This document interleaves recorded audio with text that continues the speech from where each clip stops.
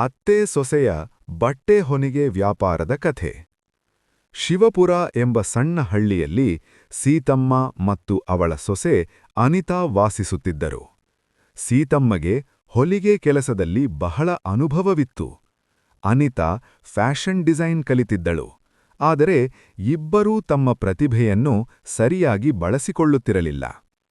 ಒಂದು ದಿನ ಹಳ್ಳಿಯಲ್ಲಿ ಹಬ್ಬ ಸಮೀಪಿಸುತ್ತಿತ್ತು. ಎಲ್ಲರೂ ಹೊಸ ಬಟ್ಟೆ ಹೊಲಿಸಿಕೊಳ್ಳಲು ಪಟ್ಟಣಕ್ಕೆ ಹೋಗುತ್ತಿದ್ದರು. ಅದನ್ನು ನೋಡಿ ಅನಿತಾ ಹೇಳಿದಳು, ಅತ್ತೆ, ನಮ್ಮ ಮನೆಯಲ್ಲೇ ಹೊಲಿಗೆ ಸೆಂಟರ್ ಆರಂಭಿಸಿದರೆ ಹೇಗೆ? ನೀವು ಚೆನ್ನಾಗಿ ಹೊಲಿಗೆ ಮಾಡುತ್ತೀರಿ, ನಾನು ಹೊಸ ಡಿಸೈನ್ ಕೊಡುತ್ತೇನೆ. ಸೀತಮ್ಮ ಸ್ವಲ್ಪ ಯೋಚಿಸಿ ಒಪ್ಪಿಕೊಂಡಳು. ಮನೆಯ ಮುಂಭಾಗದ ಕೊಠಡಿಯನ್ನು ಸ್ವಚ್ಛಗೊಳಿಸಿ ಸೀತಾ ಅನಿತಾ ಟೈಲರ್ಸ್ ಎಂಬ ಫಲಕ ಹಾಕಿದರು. ಮೊದಲಿಗೆ ಕೇವಲ ಕೆಲವೇ ಆರ್ಡರ್ಗಳು ಬಂದವು. ಆದರೆ ಅವರು ಪ್ರತಿಯೊಂದು ಉಡುಪನ್ನು ಅಚ್ಚುಕಟ್ಟಾಗಿ ಹೊಲಿಸಿದರು.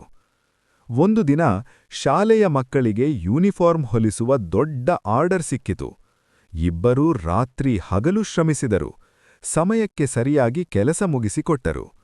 ಶಾಲಾ ಮುಖ್ಯ ಶಿಕ್ಷಕರು ಅವರ ಪ್ರಾಮಾಣಿಕತೆ ಮತ್ತು ಗುಣಮಟ್ಟವನ್ನು ಮೆಚ್ಚಿದರು. ಅವರ ಹೊಲಿಗೆ ಸೆಂಟರ್ ಹಳ್ಳಿಯಲ್ಲಿ ಪ್ರಸಿದ್ಧವಾಯಿತು. ಅನಿತಾ ಹೊಸ ಫ್ಯಾಷನ್ ಡಿಸೈನ್ಗಳನ್ನು ಪರಿಚಯಿಸಿದಳು. ಸೀತಮ್ಮ ಹಳೆಯ ಅನುಭವದಿಂದ ಉತ್ತಮ ಹೊಲಿಗೆ ಮಾಡುತ್ತಿದ್ದರು. ಹಳ್ಳಿಯ ಮಹಿಳೆಯರು ಹಾಗೂ ಯುವತಿಯರು ಅವರ ಬಳಿ ಬಟ್ಟೆ ಹೊಲಿಸಿಕೊಳ್ಳಲು ಬರುತ್ತಿದ್ದರು. ಕೆಲ ತಿಂಗಳಿನಲ್ಲಿ ಅವರು ಇನ್ನೊಂದು ಹೊಲಿಗೆ ಯಂತ್ರವನ್ನು ಖರೀದಿಸಿದರು.